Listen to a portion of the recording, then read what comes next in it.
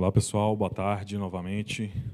Vamos dar início aqui hoje, nosso primeiro MShare de 2026. Estamos de casa cheia, né? Nosso evento aí, talvez um dos mais procurados hoje, um evento de muito interesse, principalmente dos associados, fornecedores no geral. Hoje a ideia é que a gente faça um MShare temático, né? A gente está fazendo um MShare voltado à segurança. Estamos aí com 7 cases para serem apresentados, cases muito interessantes, tá? Então, fiquem até o final. Depois que finalizar, a gente também tem um happy hour ali para network, para conversas, tá? Vamos dando início aqui para a gente conseguir fazer a tempo, ok? Meu nome é João Tomás, sou coordenador de PMO aqui do Mining Hub. Fiquem super à vontade, precisar de alguma coisa. Ao final, a gente vai ter um momento também de perguntas e respostas, um formulário para avaliação tanto de NPS, quanto também um formulário de conexão. Então, qualquer necessidade, né, todos os cases que vão ser apresentados aqui, vocês vão ter a oportunidade depois de conhecer um pouquinho mais, de fazer um detalhamento, tá? Antes da gente iniciar aqui, necessariamente, vamos rodar os vídeos aqui institucionais.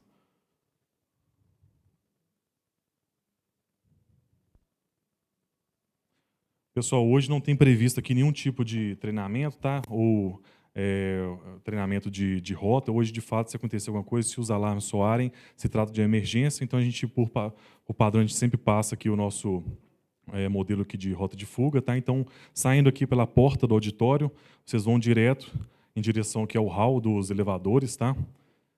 A gente não pega os elevadores, nós vamos seguir direto e descer aí as escadas, tá? Sempre lembrar de utilizar o corrimão na hora que a gente for descer as escadas. Nós vamos ser direcionados até o primeiro andar.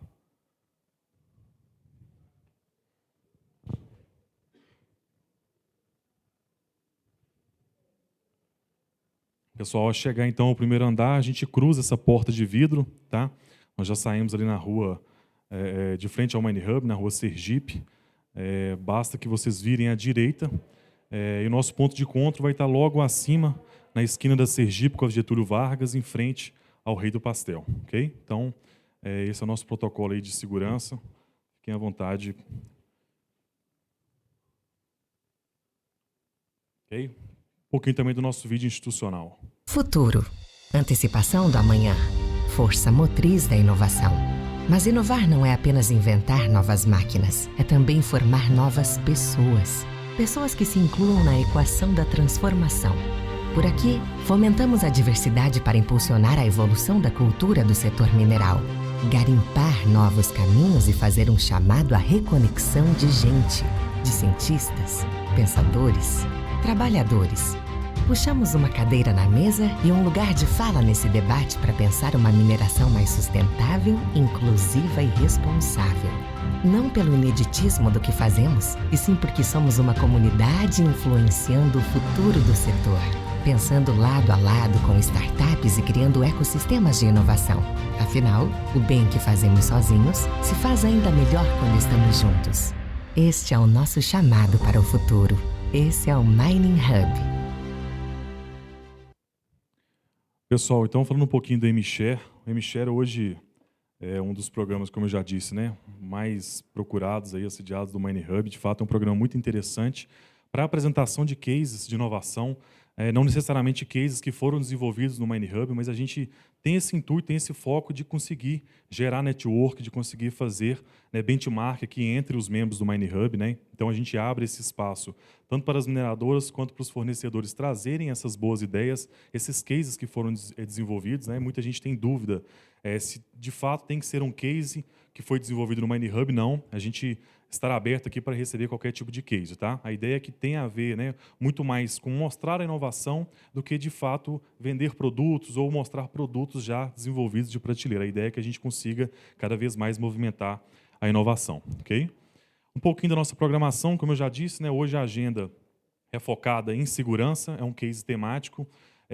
O MShare dessa edição foi um sucesso, né? Foi o nosso MShare mais procurado. Nós tivemos 45 inscrições de cases, então foi um recorde para a gente. Dentre eles, 7 foram selecionados, tá? Somente de segurança foram 22. Já de antemão agradeço a Dani da Anglo América, que foi uma das pessoas responsáveis por puxar isso, por nos apoiar aí nessa iniciativa, nessa ideia, né, de fazer o MShare temático, tá? Então foram 7 cases selecionados. A gente não consegue selecionar mais do que 7 até pelo tempo que a gente tem, que a gente sabe que é restrito, mas nós vamos fazer mais eventos esse ano. A ideia é que a gente tenha mais edições temáticas também. Então, quem já aplicou o case, mesmo que seja na primeira edição, a gente vai continuar avaliando aqueles cases já aplicados para que a gente possa apresentar em próximas edições. Ok? Então, dito isso, nossa programação, primeiro case da Anglo América, implementação da metodologia para riscos críticos na mineração, Kinross, o upgrade do sistema de notificação em massa, a Enaex, com fortalecendo a cultura de governança por meio de registro de desvios, a Vale Base Metal, né? Por que você volta para casa, a GlobalSat, roteador para sismógrafo, a Samarco com monitoramento de risco de acidente com IA, e, por fim, a Anglo América, com o Sistema Avançado de Assistência ao Motorista ADAS. Okay? Então, essa é a nossa programação. Como eu já disse, após aí a finalização, a gente tem um happy hour para que a gente possa fazer network. Falando um pouquinho do MineHub, o MineHub é o primeiro hub de inovação aberta do setor. O MineHub ele é o pilar que conecta todo esse elo da cadeia de inovação na mineração, trazendo aqui fornecedores, startups, mineradoras. A ideia é que todo mundo, em conjunto, consiga, de fato, gerar sustentabilidade, gerar inovação, boas ideias, né? Então, o MineHub é esse elo que une, que junta, né, todo esse setor para que a gente possa fazer inovação acontecer. Tá? Desde 2019, que foi o nosso início, né, e cada vez mais crescendo, mais fornecedores, mais mineradoras chegando a cada dia, novos programas. Então, se conectem, acompanhem a gente na rede social, sempre muitas novidades acontecendo dentro do MineHub. Pessoal, muita gente tem dúvida de como apresentar o MShare, né? O nosso MShare, nós temos um formulário contínuo, tá? Esse formulário está sempre aberto. A ideia é que a gente, por meio desse formulário, aplique esses cases. Então, se você tem um case, se você tem uma iniciativa interessante, seja que foi desenvolvido com a mineradora ou uma mineradora com a startup, não importa, vocês podem fazer a submissão por meio desse link. A gente sempre envia também de forma contínua para vocês, submetendo, passa por uma avaliação e depois a apresentação aqui com a gente. Tá? Sempre a gente busca cases inovadores, com originalidade, com ideias interessantes. Então, a ideia é que a gente sempre esteja com ele aberto aí. Okay? Ao final, como eu já disse, nós vamos abrir um momento de perguntas e respostas, mas como são muitos os cases hoje, a ideia é que a gente não tenha, né, interrompimentos ao longo do processo. Então, quem estiver online, aí, fique à vontade para mandar para a gente online, ou quem estiver presencial, ao final, a gente também consegue direcionar os participantes para responder. Okay? Pessoal, então, nosso primeiro case, né, implementação da metodologia de riscos críticos na mineração. Quem vai estar trazendo e apresentando para a gente é a Ariadna. A Ariadna é coordenadora de riscos corporativos na Anglo América, tá? Com mais de 14 anos de experiência. Ariadna, por favor, seja bem-vinda.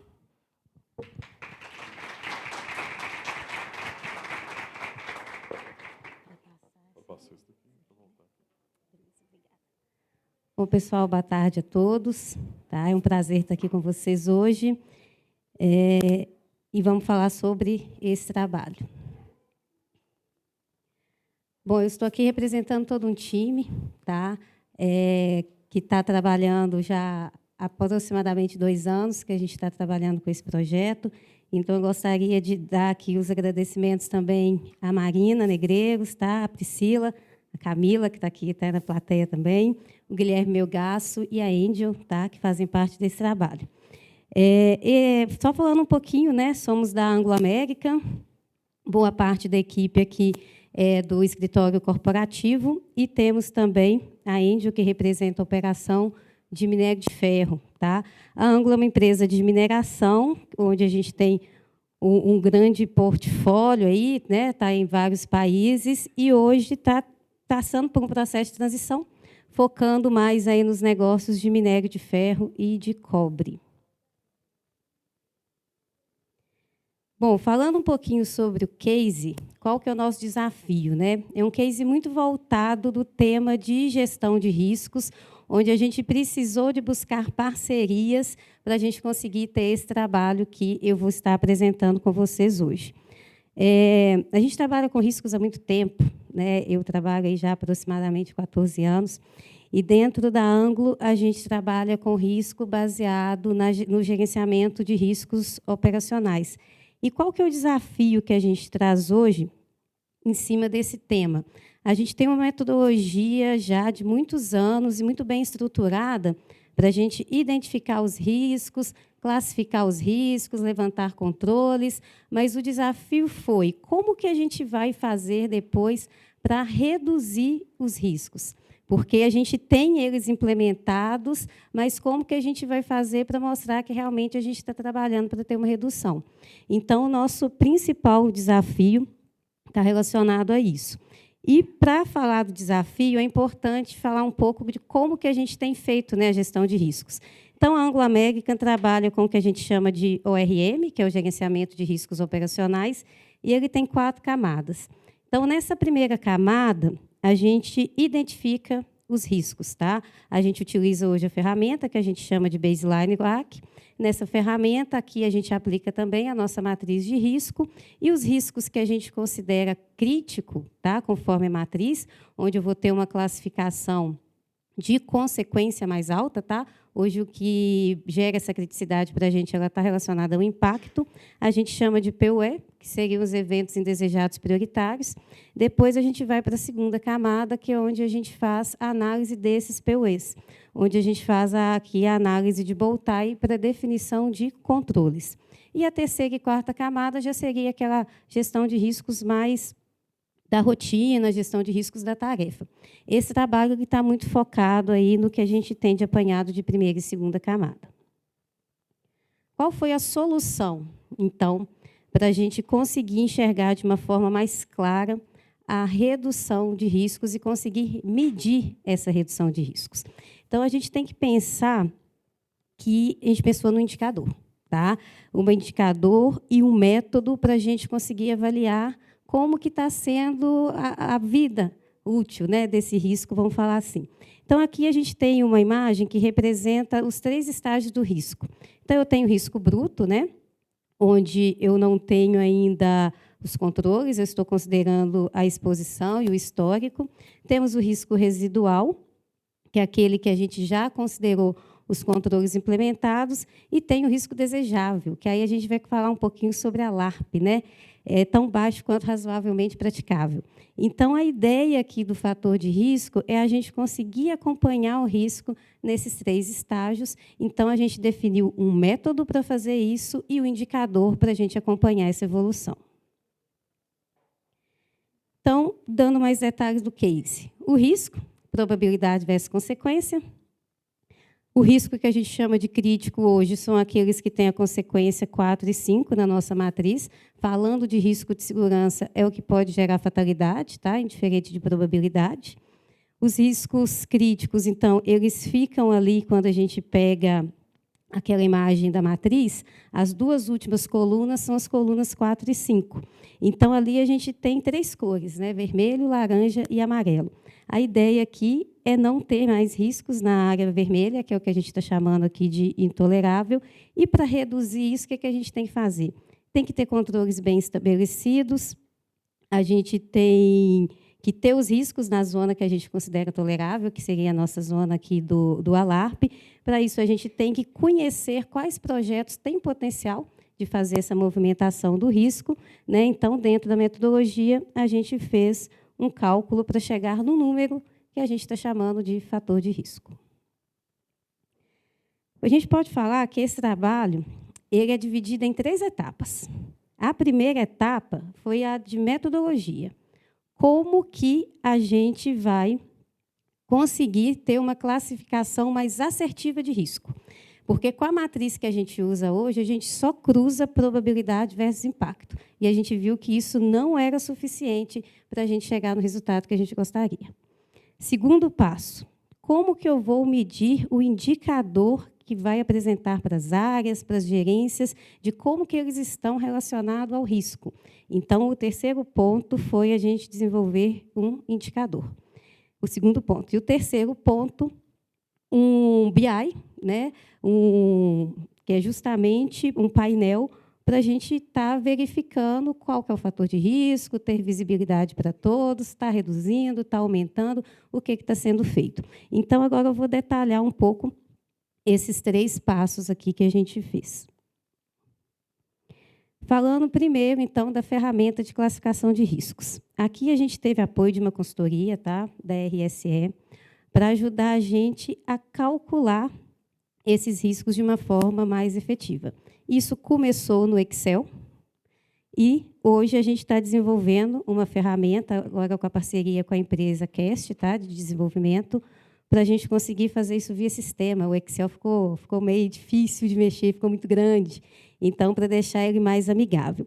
Mas é bem interessante a gente mostrar para vocês quais foram as nossas motivações e quais as vantagens desse trabalho.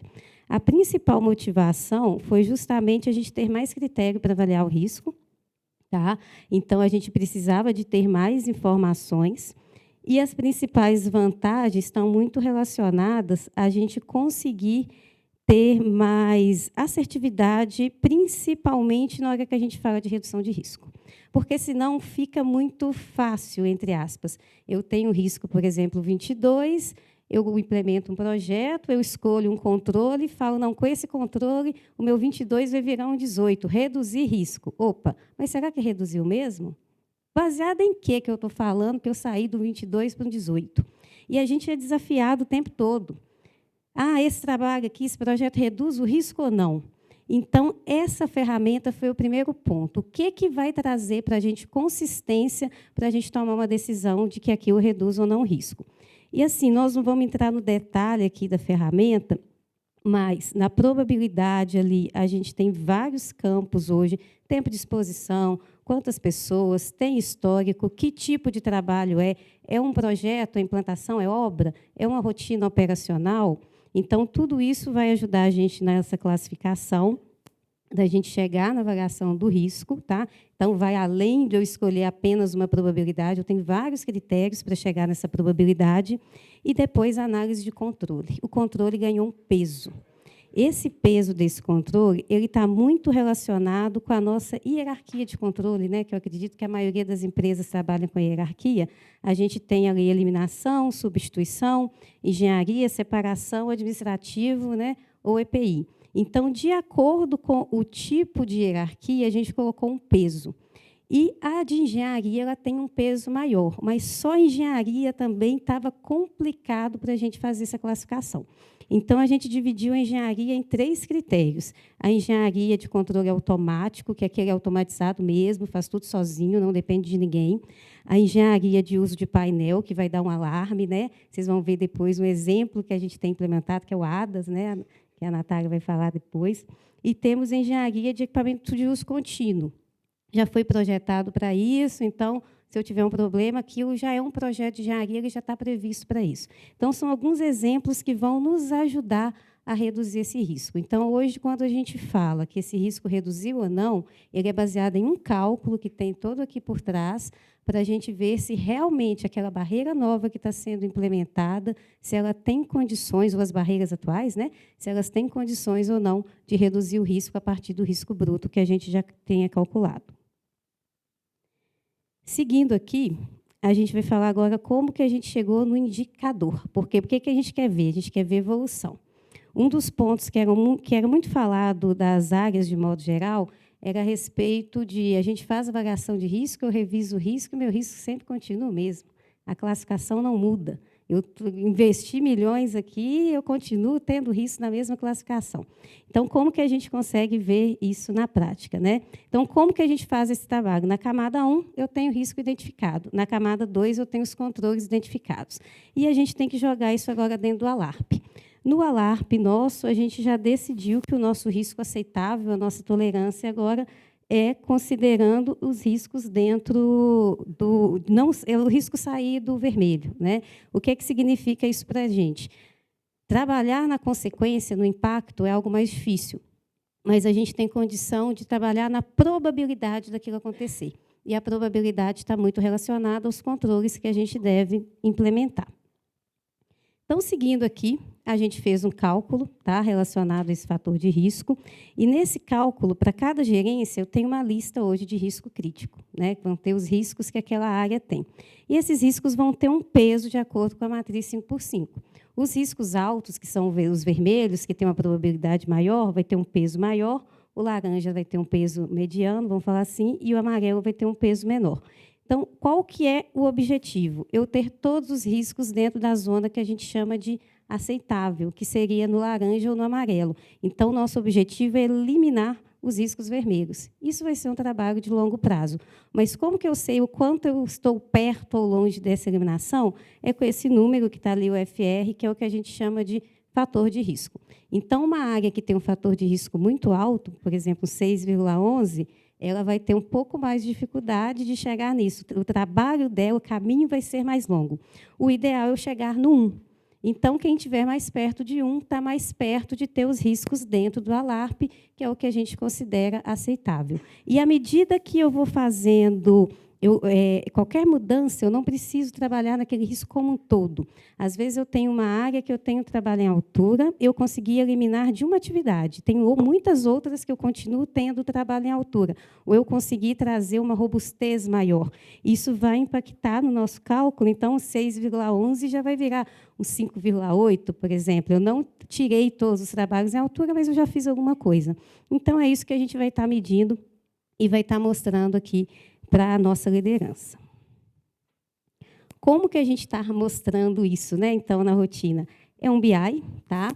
Esse BI aqui, ele tem todas as nossas diretorias, depois ele vai para nível que a gente tem hoje de gerência executiva e para aqui no nível de gerência diária.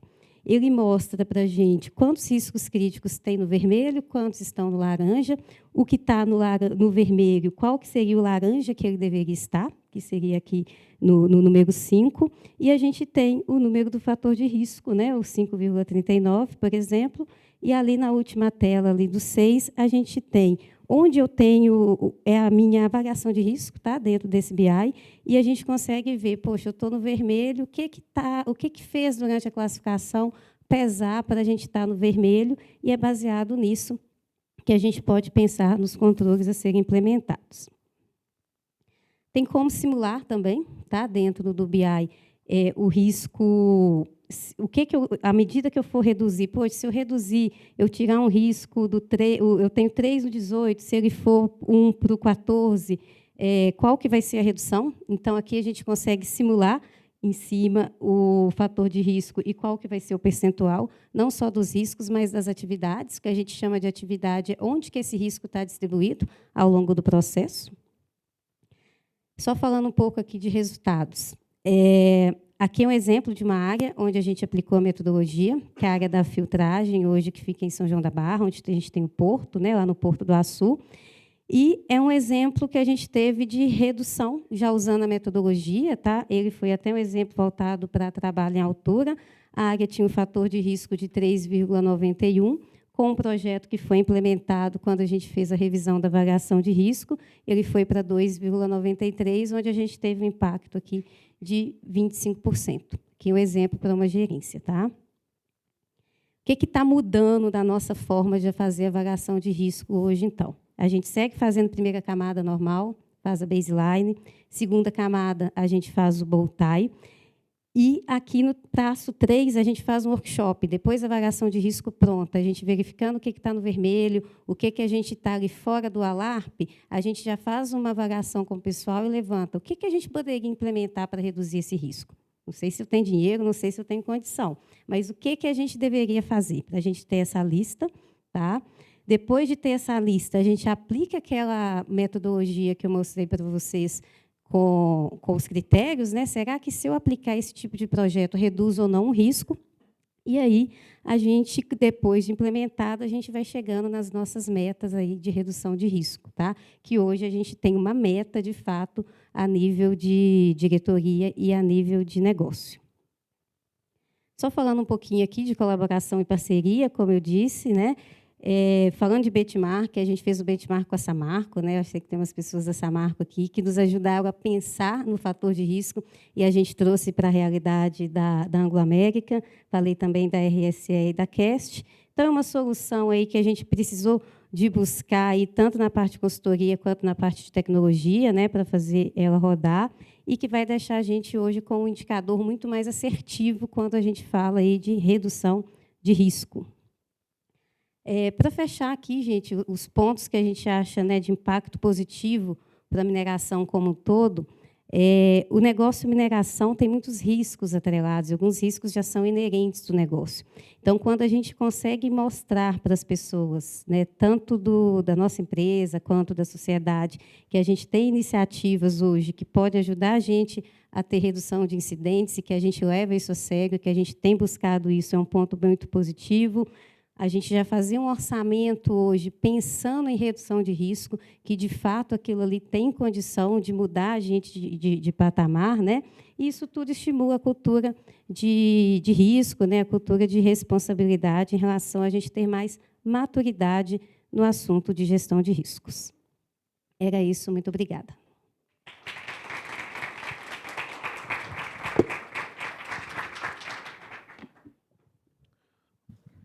Obrigado, Ariadna. Excelente case, né, pessoal? Excelente exemplo aí para a gente seguir. Como eu já disse, né, ao final aí de todas as apresentações, a gente vai deixar um link, tá, um QR Code, quem quiser se conectar, conhecer um pouquinho mais, conversar, fiquem à vontade, nós vamos deixar um link para que vocês possam fazer essas conexões, tá? O Mind Hub vai servir como ponte para fazer essa conexão da empresa com quem está apresentando, ok? Gostaria, então, de chamar o segundo case, né, com a temática Quando a mineração assume o controle, da Kinross. O Israel Moraes vai apresentar para a gente. Israel, por favor. Pessoal, uma salva de palmas.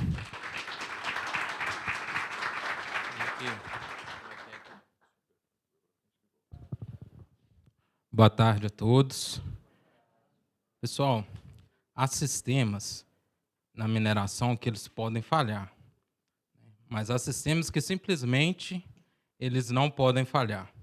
E o sistema de notificação em massa de barragens é um desses sistemas que ele não pode falhar, nem quando você precisa dele, nem quando você não precisa dele.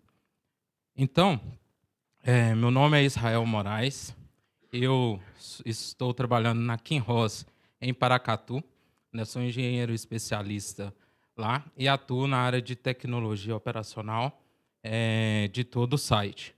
A Kinross é uma produtora, é uma mineradora de ouro, a maior do Brasil hoje, e hoje nós temos também uma mina, a maior mina de céu aberto do Brasil atualmente, ok?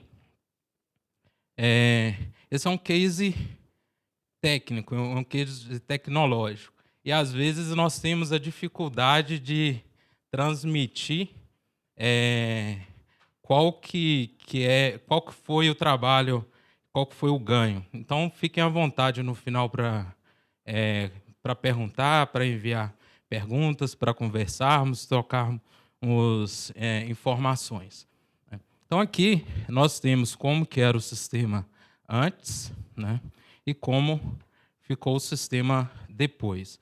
Então, quando nós determinamos que nós queríamos assumir o controle daquela parte do nosso processo, tão crucial tanto para a reputação quanto para licenciamento da operação, né, nós saímos de um sistema de notificação baseado num hardware proprietário, né, de baixa capacidade de diagnóstico, dependência de terceiros e altamente vulnerável.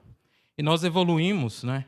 Nós fomos lá, como todas as empresas, elas exigem confiabilidade na área operacional dela, né? Por exemplo, a mineradora de ouro, ela exige uma confiabilidade na área operacional dela, porque quando parar, ela vai perder produção, né?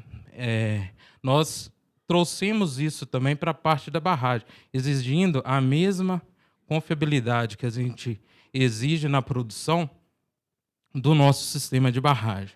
Então, nós levamos, né, um sistema altamente inteligente, com arquitetura aberta, né, com PLC de classe mundial, com uma prevenção contra acionamentos indevidos, para evitar, né, criar pânico nas nossas comunidades ali, né, e com monitoramento contínuo, né.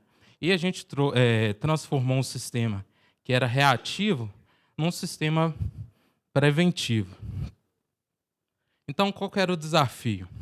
A gente tinha um risco crítico de toque acidental, com 2 cliques lá, às vezes indevido, sem querer, no mouse ali, você conseguia tocar uma sirene, né? E isso gerar um pânico na sua comunidade, quando você não quer isso. Era um sistema vulnerável, tinha muitos intertravamentos que não existiam, tinha um hardware de baixa confiabilidade, era 100% dependente de um terceiro, ou seja, era um sistema caixa preta,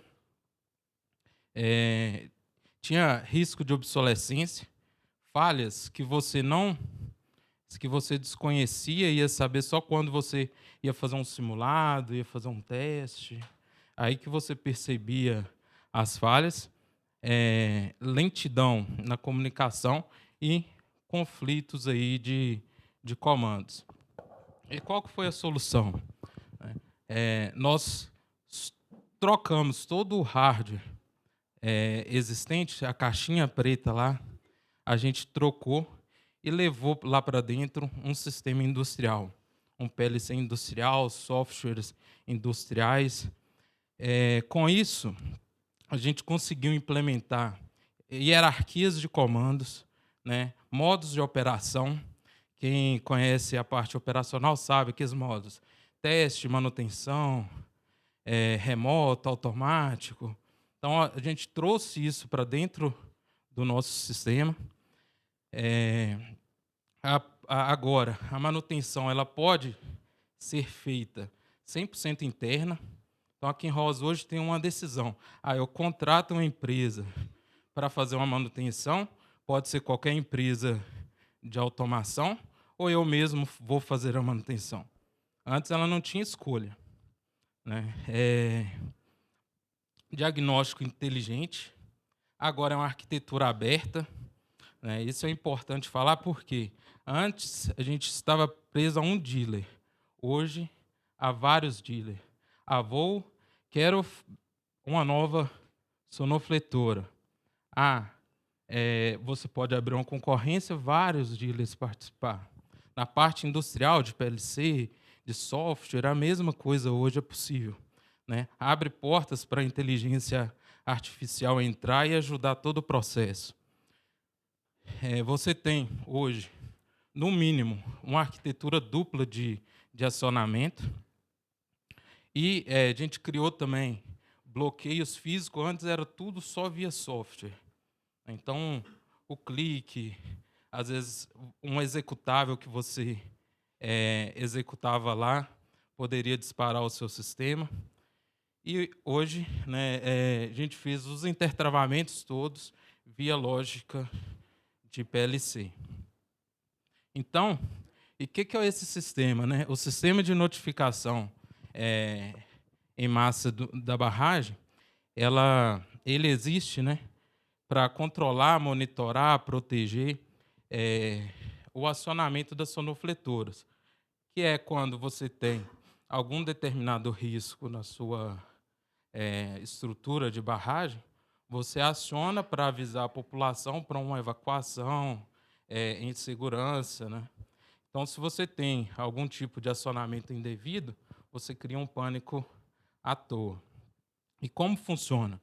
Nós temos o PLC, como foi falado, os softwares, né?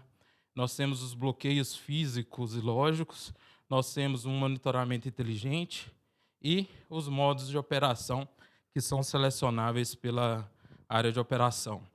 Hoje, já está com 100% do nosso sistema migrado.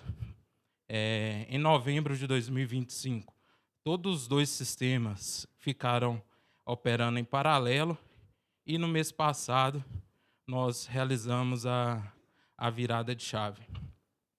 Então aqui foram 21 sonofletoras e hoje já está em construção mais 8 novas sonofletoras que já vão integrar nesse novo sistema e já com um novo dealer. Lembra que era só um? Então agora foi no mercado, buscou quem conseguiu ganhar, está lá trabalhando com a gente lá para fazer essa implementação. É um projeto desenvolvido 100% internamente, né? A arquitetura, como eu falei, é aberta, é altamente replicável, e também há novas adequações, né?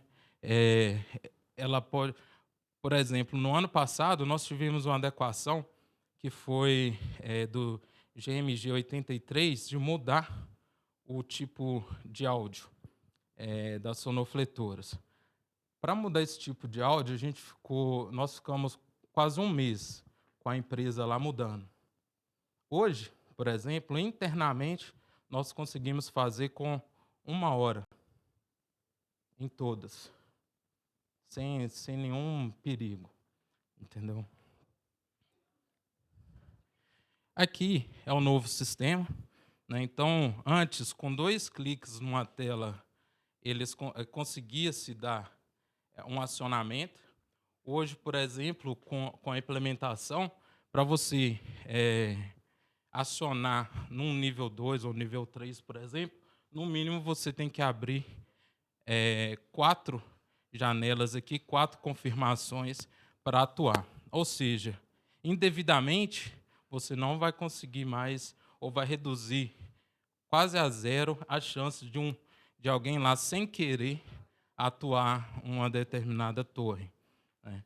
E hoje ele escolhe os modos de operação, né? O automático, que ele vai ser acionado somente por sua instrumentação, o manutenção lá, que é para aqueles momentos que você vai fazer manutenção. Antes para fazer uma manutenção no sistema anterior, você tinha que parar todo o seu sistema. Aqui, hoje, né, eu posso fazer manutenção individual, posso ir em uma torre, bloquear só ela, colocar só ela em manutenção, para poder fazer manutenção. A existência dos bloqueios lógicos e físicos aqui.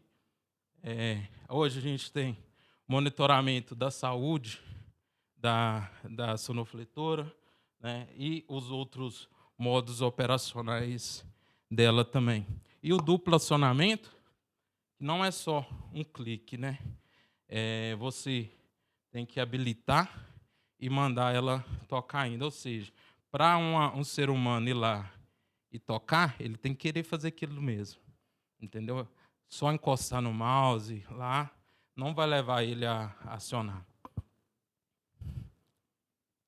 Então, hoje, né, a gente tem 21 torres implantadas, 100% de visibilidade em tempo real, 0 acionamentos acidentais até o momento. Nós ficamos mais de 240 horas fazendo testes de todo o sistema, estressando o teste mesmo para ver se tinha algum problema, né? Ali, por exemplo, em toda aquela área ali, nós temos ali um raio ali de aproximadamente 15 quilômetros, né? Ou seja, essas 21 estão espalhadas ali nos 15 quilômetros. Então, nós trocamos desde a parte de acionamento lá na sonofletora até aonde o nosso núcleo operacional ele fica. Tem 5 meses do sistema já funcionando, né? A gente ganhou muito na área de segurança operacional, com protocolos de segurança, com a metodologia de segurança e contra erro humano. A gente, na parte social, a gente tem a redução do risco de toque acidental ali. No impacto econômico, né? Nós temos a substituição de um hardware proprietário e hoje, desde o PLC, do software, até a corneta lá que a gente fala, os amplificadores de áudio lá, por exemplo, qualquer uma parte dessa aí, você pode ter vários dealers aí, você não precisa ficar preso em um somente. Igual, por exemplo, nós estamos implantando 8 e temos urgência das 8. Às vezes, aquele poderia não me atender a tempo, mas alguém no mercado vai poder me atender ao tempo. Ou eu posso pegar um pouco aqui, um pouco ali e fazer a implantação das 8 dentro do tempo que a gente precisa, né? E o impacto no setor aí, né, a mineração, de uns anos para cá, ela tem enfrentado aí um desafio estrutural crescente, né? As barragens aí, elas estão sob um alto escrutínio regulatório aí, né? Tem uma pressão social por transparência e por segurança. A gente tem muitos sistemas, como o nosso era um sistema aí legado e muito vulnerável a qualquer tipo de falha, uma dependência de um determinado tipo de fornecedor e um risco reputacional aí muito elevado. Então, esse case ele vem aí para contribuir diretamente aí para elevar o padrão de segurança, padronizar aí com tecnologia industrial aberta, integrar monitoramento online, diagnóstico e rastreabilidade e abrir, né, concorrências aí para vários dealers no mercado.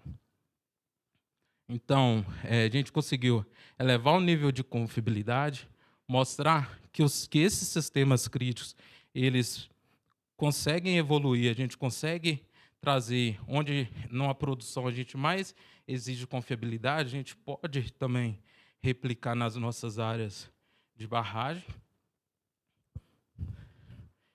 E aqui, para concluir, né, nós trouxemos aqui como era o sistema antes, né? Então, ele era uma linha reta para um erro humano ou de hardware para causar aqui um evento indesejado, né? E ao implantar aí, trabalhar aí controles para bloquear aí fatores humanos, trabalhamos com engenharia e na parte de governança, a gente conseguiu implementar várias barreiras para que um evento indesejado ele possa ocorrer, né? E nós conseguimos aqui, na matriz de probabilidade de impacto, na probabilidade que antes era alta, ela passou para ser baixa, e no impacto, quando o evento ele acontece, o impacto ele continua sendo alto, né? E vai impactar a comunidade, a sociedade ali. Bom, é esse o nosso case. Depois fiquem à vontade aí para algumas dúvidas sobre tal. Tá? Agradeço aí a oportunidade. Obrigado. Obrigado, Israel. Pessoal, o evento aí de muito sucesso, casa cheia, né? Mais de 80 pessoas presenciais, mais de 120 pessoas no online, tá? Então, um evento aí de sucesso. Seguindo aqui, pessoal, fiquem à vontade para ir enviando a pergunta para quem está no online, tá? Para quem está no presencial, a gente vai abrir num certo momento para que vocês façam também. Nós vamos deixar para o final, para que realmente não fique repetitivo. E como tem muitas pessoas, vai ficar difícil a gente fazer todas as perguntas e respostas agora, tá? Esse aqui é o nosso QR Code, tá? Nosso formulário para conexão. Nós teremos outro ao fim, mas caso vocês já queiram analisar, é por meio desse formulário que a gente consegue avaliar e também gerar a conexão aí com a turma, ok? Pessoal, estão dando sequência aqui no MShare. Nosso próximo case da Enaex, fortalecendo a cultura de segurança e qualidade por meio de registros e tratamentos de desvios. Vou convidar o Omar para que apresente para a gente uma salva de palmas, por favor.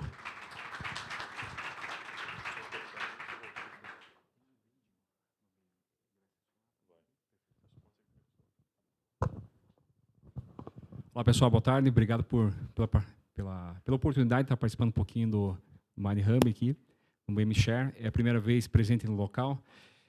Pessoal, vou estar falando um pouquinho sobre o Safety First Quality Always. É um programa que nós implementamos já há cerca de 3 anos. Esse programa foi um programa que nós, a partir da escuta ativa dos colaboradores, identificando por que eles não registravam desvios, né? Então, acho que esse era um ponto. Então, a gente começou a conversar com eles, aí na ponta, realmente, perguntar para eles qual que era a dificuldade, o porquê que não implementavam, né? Respostas bem interessantes vieram, né? Como, eu não sei o que é um desvio, eu coloquei na caixinha e ficou na caixinha uma semana, ninguém pegou, né? Eu não tive retorno, então, se eu não tive retorno, talvez não seja tão importante assim. Eles também, alguns comentaram, né, qual que é a importância do registro de desvio e a correlação disso com um acidente, com um incidente. Então, foram perguntas que nos deram um choque, falaram, uau, realmente a gente precisa mudar esse cenário. Então, conversando um pouquinho, pessoal, começando um pouco sobre a Enaex, né? A Enaex, ela atualmente tem 2.400 colaboradores no Brasil, são cerca de 2.000 desmontes por mês em 500 clientes. Tá? Então, quando nós olhamos esse cenário, né, nós temos colaboradores, a maior parte dos colaboradores espalhados por todo o Brasil. Então, como chegar até a ponta, como fazer essa conexão entre o registro de desvio que está lá a 2, 3 mil quilômetros de distância, né, para os gestores, para as pessoas que analisam o desvio e tratam o desvio também, pessoal. E com esse desafio, a primeira coisa que nós fizemos, precisamos estabelecer uma metodologia, precisamos estabelecer uma ferramenta. Eu acho que praticamente todos aqui já conhecem a pirâmide, né? Alguns, não é unânime a questão da proporção entre desvios, incidentes e acidentes, não é unânime isso entre os especialistas de segurança, mas nós sabemos o que é unânime, pessoal, que é justamente tratar os desvios vai reduzir realmente a probabilidade de acidentes e incidentes. Isso é unânime, né? Ele vai fortalecer a gestão participativa dos colaboradores no registro de desvio. Isso também é muito importante. Pessoal, qual que era o desafio? Distância. Então, também não tínhamos aquelas caixinhas, aqueles formulários, né, registrar, para as pessoas registrarem.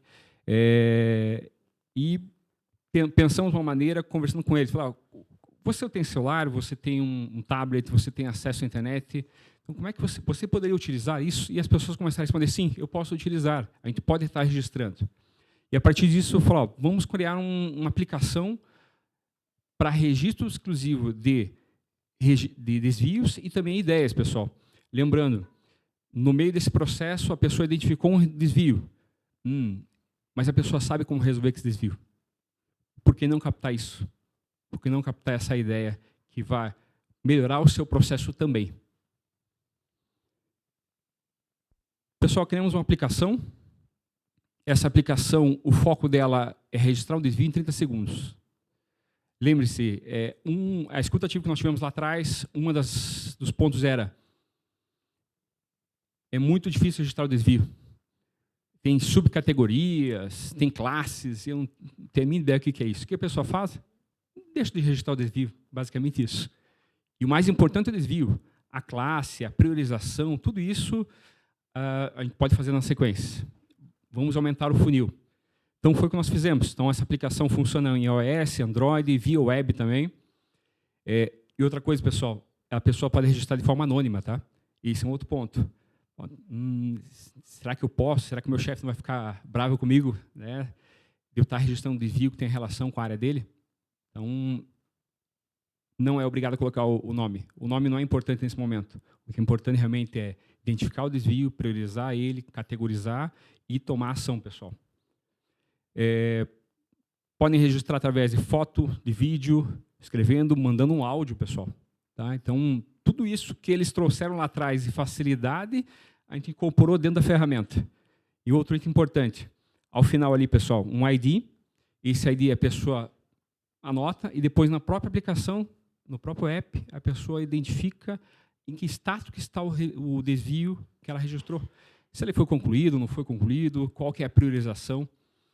Esse é um outro ponto de escutativa, pessoal, porque muitas vezes era um input e não havia essa retroalimentação com relação ao registro, né, ao tratamento daquele desvio, pessoal. Tá?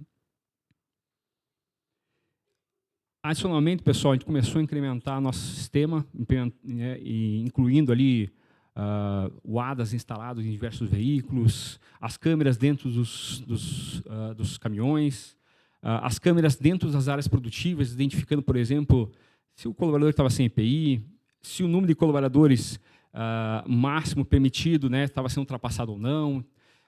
As ferramentas de auditoria e inspeção também foi um outro ponto que nós incluímos dentro dessa ferramenta. Então, tudo isso nos ajuda a ter uma boa base de dados para justamente focar na priorização, na categorização de desvios, pessoal. E, claro, na tomada de decisão para a ação. De uma forma geral, pessoal, primeiro temos ali o registro de desvio, aplicativo, totem. Inclusive, colocamos alguns totens, né, em locais onde não era permitido o celular. Isso foi mais uma escutativa, pessoal. Eu não posso registrar porque eu não posso dar o celular nesse local. Ok, então vamos colocar um totem fixo aqui. Então, não tem conexão com a internet. O aplicativo funciona offline também. Depois, quando não tem conexão, sobe o registro de desvio. Então, tudo isso nós fomos implementando ao longo do tempo.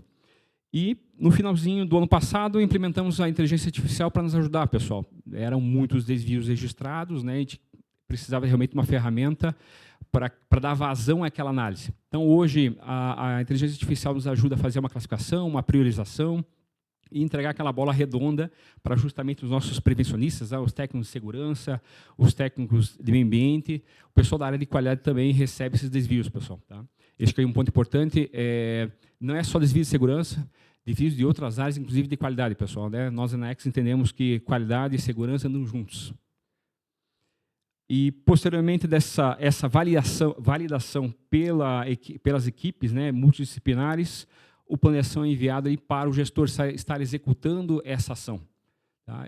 Criamos um painel do gestor, onde ele recebe essa informação, ele consegue exatamente ver, já priorizado, já categorizado, o que ele tem que priorizar para a ação. O que tem que ser uma ação, né, com GUT alto, né, a gravidade, urgência e tendência alta, que ele tem que tomar agora a ação. Então, a nossa intenção, pessoal, é que tudo isso se aconteça on time, na hora, rápido. Tá? Você deixar um desvio sem tratar é um porta aberta para um acidente. É isso. E, claro, pessoal, né, uma retroalimentação. Então, aquele IDILA que eu comentei no começo, ele consulta, ele consegue ver esse fluxo. Né, a categorização, a priorização, qual foi a ação tomada, ou qual a ação que será tomada, inclusive. Tá? Então, a retroalimentação é importante ali. Para o colaborador, nós criamos essa ferramenta a mais. E, claro, dashboard para que os gestores, para que a liderança consiga ter acesso ao histórico, às tendências, e também um espaço de governança, pessoal. Todo dia, dia de se falar de desvios, né, de prevenção, nos diálogos diários de segurança, nas reuniões ali com as gerências, com as diretorias. Faz parte do escopo da reunião, da ata da reunião, falar sobre desvios. Hoje, pessoal, está em estágio de desenvolvimento. A gente brinca que nunca acaba, porque sempre tem alguma demanda, alguma ideia nova de estar melhorando o sistema. Isso acho que é algo muito interessante. Estamos, além da inteligência artificial que está nos ajudando, a gente colocou ela no meio do processo. A gente estima que, com um pouco mais de experiência, um pouco mais de dados, ela possa nos ajudar a fazer uma gestão muito mais ampla do que é feita hoje, facilitando a análise e focando realmente naquilo que importa, que é o tratamento do desvio, pessoal. Estamos também inserindo nessa plataforma toda a parte de comunicação, de acidentes e incidentes, gestão de planos de ação. Então, vai ser uma plataforma completa de gestão de segurança, de qualidade de segurança, no mesmo local, pessoal. Tá? Acho que esse é um ponto. Né? Uma dificuldade nossa lá atrás também era quantos sistemas nós utilizávamos, né, para captar o desvio, o acidente é comunicado. Né? São vários sistemas. E isso atrapalha um pouco o mais importante, que é a análise de dados também. Acreditamos que isso é uma inovação forte, pessoal, que reforça a nossa cultura de segurança, atrelando uma escuta ativa, ou seja, você não é top-down. Nós vamos lá na ponta e identificamos o que realmente eles estavam querendo, o que eles estavam precisando. Né? Então, a gente criou essa ferramenta e essa inovação justamente para fortalecer a cultura de segurança da empresa. Tá? E é algo que é contínuo, nunca acaba. Principais resultados, pessoal. 100 mil registros identificados e tratados. Lembra das ideias cerca de 1.000 ideias, pessoal, mais ou menos já foram registradas. Tá? Essas ideias são ideias simples, como talvez automação de equipamento, melhoria de segurança, melhoria de qualidade de produto, inclusive, desenvolvimento de produto, pessoal. Então, o pessoal coloca, o pessoal do campo lá aplicando, falando, cara, e se tivesse uma trava a mais, se tivesse alguma coisa a mais? A pessoa registra a ideia também. Então, é uma forma também de estar captando aquela sugestão. Claro que os principais resultados, 2.400 colaboradores estarem falando sobre segurança, estarem registrando os desvios identificados, não só os desvios dentro da nossa operação, como também desvios, pessoal, dentro dos nossos clientes também. Então, ajudando o próprio cliente a identificar riscos, a identificar desvios. Tá? Isso é algo que nós fortalecemos junto com a equipe. E, pessoal, acreditamos que é um impacto positivo, que acho que todo mundo tem esse ponto de atenção, né, dessa dificuldade em ter pessoas espalhadas por diversas frentes de trabalho, diversas plantas produtivas, diversos campos de trabalho. Então, acreditamos que essa seja uma forte ferramenta para estar compartilhando com vocês. E é uma ferramenta que a gente está há 3 anos trabalhando nela, não tem fim ainda. E acredito que ela trará muitos resultados ainda mais para nós. Tá bom? É isso, pessoal. Obrigado. Segue meu contato. Obrigado, Omar. Parabéns aí pela apresentação. Pessoal, então, dando sequência, é o nosso próximo case da Vale Base Metals, mineração Onça Puma. Vou convidar aqui o Clemilson, que é gerente de saúde, segurança e meio ambiente. Uma salva de palmas, por favor. Obrigado, João. Boa tarde a todos. Bom, atuo na Vale Base Metals, na Vale Metais Básicos aqui no Brasil, na unidade de Onça Puma, em Orilândia do Norte, no Pará.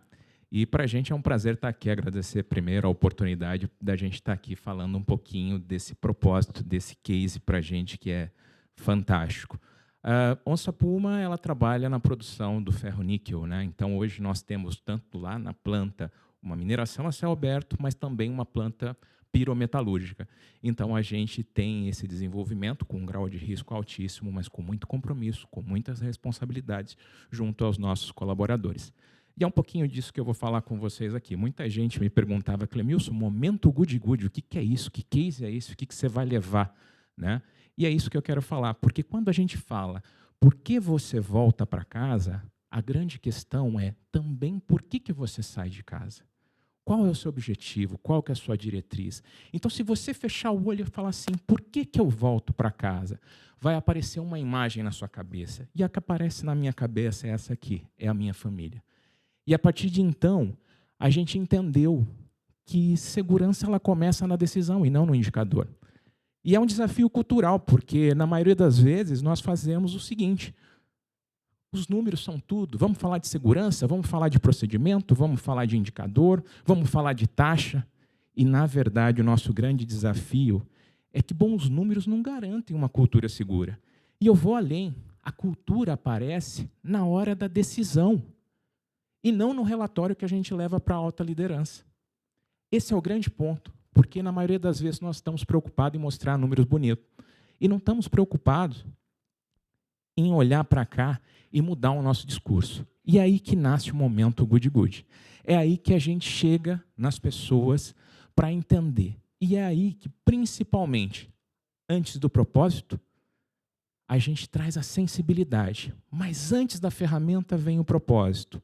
E quando o propósito é claro, eu quero mostrar para vocês uma coisa aqui. Momento good. Sebastião Pereira da Manserve. Cadê seu Sebastião? Opa, cadê? Seu Sebastião vem da onde? Ah, seu Sebastião. Ah, meu amigo. Prazer ter você aqui. Que bom ter você aqui, Sebastião. Recadinho importante para você, Sebastião. Então, estamos aqui hoje, né? Para falar do meu mano, Tião.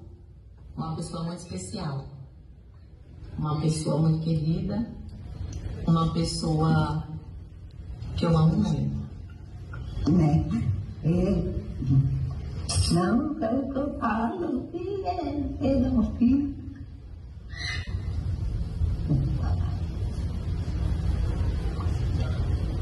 Fala e não chora.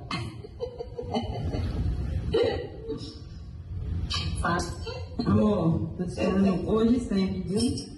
Vem sempre com segurança, meu. É muito good. Rapaz, eu estou me segurando hoje aqui, tá, Sebastião? Eu já estou me segurando. Consegue dar aquela palavrinha? Não consegue, não tem problema, Sebastião. Que quase eu não estou conseguindo aqui. Eu já... Bruno, tá? Pode culpar o Bruno. Depois você pega. Quando você passar por ali, se tiver, você pega o Bruno, então, Sebastião. Mas é um prazer ter você aqui com a gente. Sempre, quando a gente está por aí passando, você sempre está conversando com a gente. E que legal ter você nesse momento com a gente. Família linda, muito obrigado e agradece eles pra gente. Amém. Obrigado, Sebastião. Parabéns pela família. Tamo junto, tamo junto. Obrigado. E é nesse momento que a gente descobre que a gente é importante na operação. Mas a gente é fundamental por quem espera a gente em casa. E a partir daí, a gente gera a ferramenta. E a ferramenta ela vem com o propósito de um programa de simplesmente um cartão com QR Code, dizendo por que eu me recuso a fazer uma atividade que não está boa? Por que eu me recuso a se expor? Porque segurança você não faz sem amor. Para você fazer segurança, você tem que ter amor. E quando você coloca amor e a sensibilidade nisso, você começa a tomar atitudes, mas principalmente quando a alta liderança entende e cumpre esse propósito, e a assinatura que a gente tem embaixo é da nossa diretora, dizendo para você, se você não estiver seguro para fazer, não faça. Você tem total autonomia para parar. E quando a gente pega esse momento e no verso desse cartão coloca por que você volta para casa, você faz a conexão para que a pessoa pense que toda vez que ela sai de casa, toda vez que ela estiver na frente de uma atividade, com o crachá, que na maioria das vezes ela não larga, ela tem algo muito importante para ela poder voltar. E ali ela toma a decisão. E a gente pega tudo isso e leva para um encontro que a gente tem toda sexta-feira, com quase 700 pessoas dentro da empresa, e a gente traz toda semana o vídeo de famílias para reconhecer essa importância, por que eles estão voltando para casa e o quanto é importante eles voltarem para casa. E aí, quando você faz isso, o propósito ele cresce. E as pessoas aproveitam o slogan do Momento Good Good, que nasceu simplesmente da nossa diretora vendo um momento e uma criança aparece, ela fala, nossa, que good good. E o Bruno, que é o meu parceiro de apresentação, pega aquele momento que quando ele era pequeno, lá em Belém, no Pará, ele falou, cara, tinha uma rádio que fazia Momento Good Good. E ele começa a fazer isso. E isso começa a virar, reverberar dentro do site, dentro da companhia, e chega na sala de reunião da reunião executiva da empresa. E o nosso COO começa a ouvir falar sobre coisas positivas e alguém fala, mas isso é muito good good. Ele, good good? O que é isso? E ele tenta entender. E aí fazem o bordão para ele. Você não conhece o Momento Good Good? E ele começa a fazer esse bordão e tenta buscar esse bordão para entender o que é esse bordão. E aí ele chega e entende o que é o Momento Good Good e fala assim, eu quero isso na minha reunião.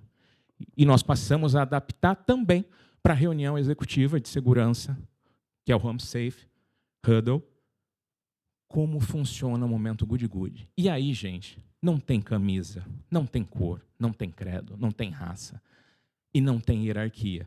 Quem vocês vão ver aqui agora é um dos nossos gerentes gerais. Claudinei Veloso, tá por aí? Ô, Cleves. Você falou logo a metralha, eu falei, nossa, hoje. Segura, Claudinei. Produção, manda um recadinho pro Claudinei. Pessoal, a gente tem um recadinho pra você. Papai, nós desejamos que você trabalhe muito bem e volte para casa com segurança. Pai, nós te amamos. Ô pai, volte com saúde, olha só onde é a sua família. Eu só vim pra dizer que a vida é boa.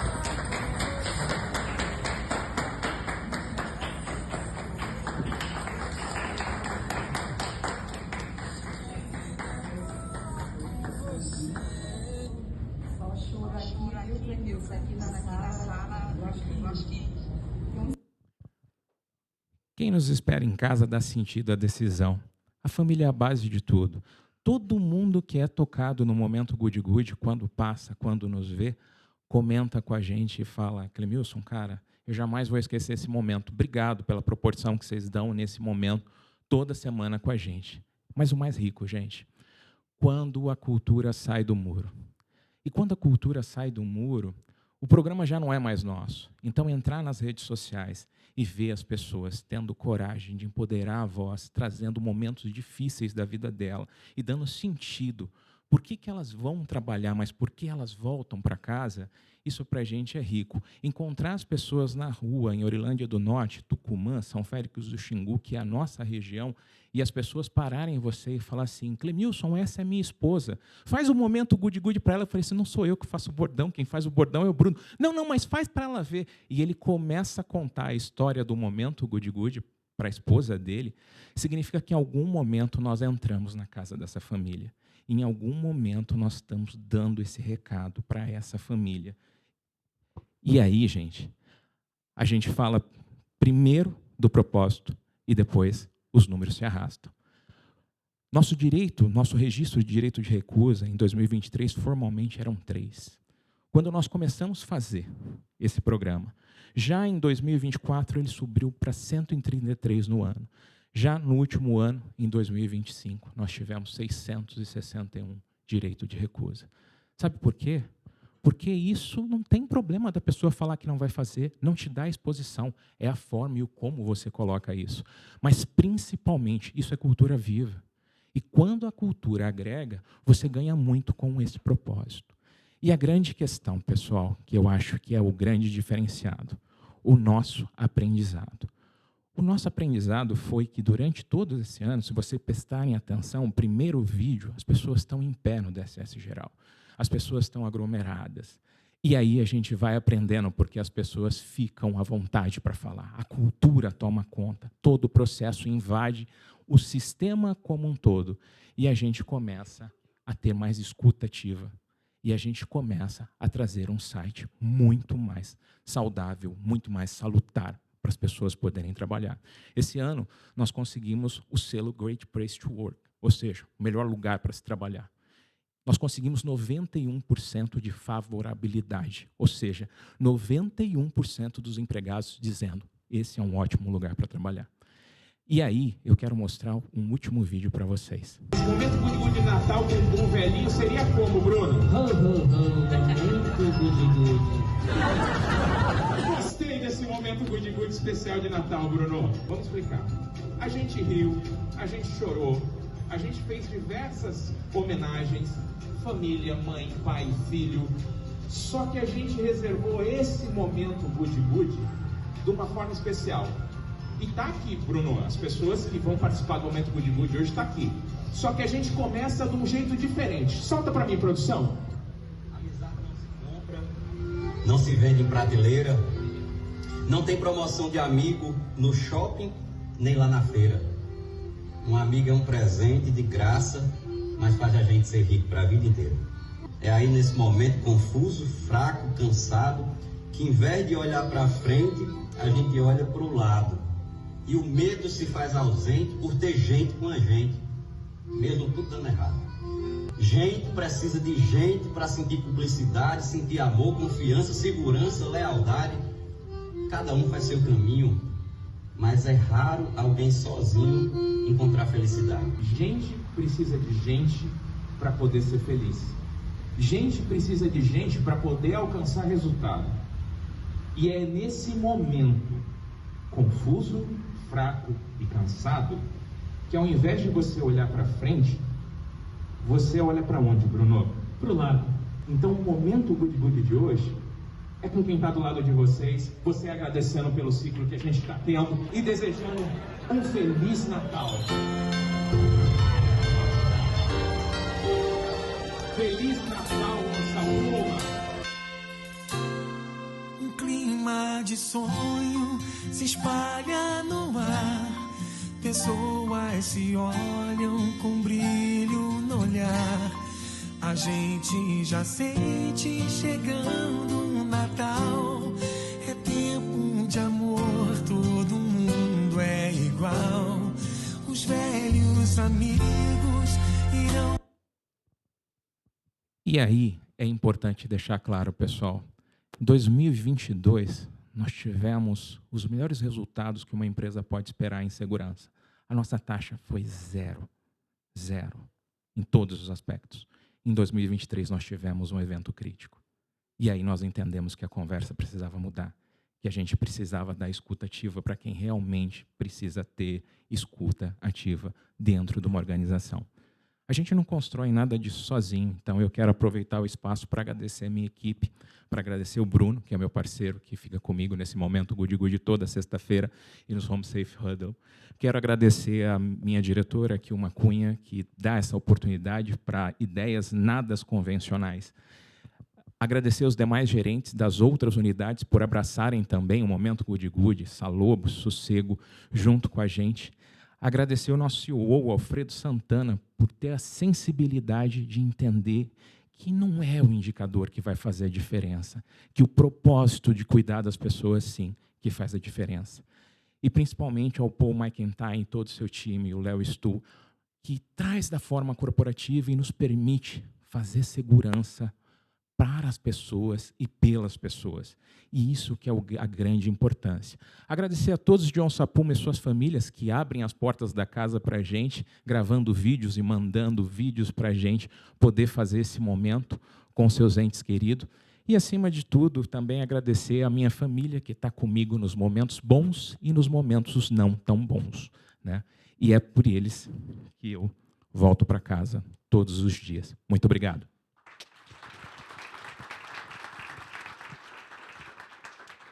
Obrigado, Clemilson. Pessoal, quem está no online aí, fiquem à vontade para mandar mais perguntas, tá? Como eu já disse, depois nós vamos passar para todos os palestrantes, ok? Peço que vocês escaneiem o QR Code, né? Esse que é o QR Code de conexão.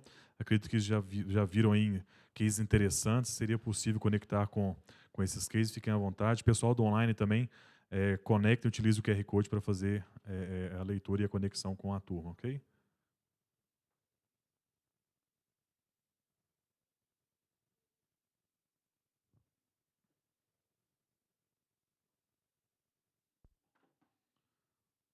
Ok?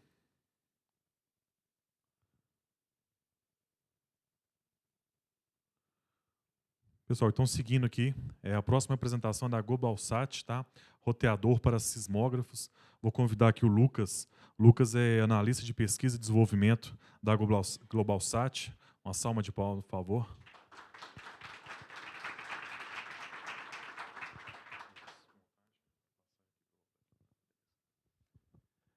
Boa tarde, obrigado pela oportunidade de a gente estar aqui para apresentar a nossa solução.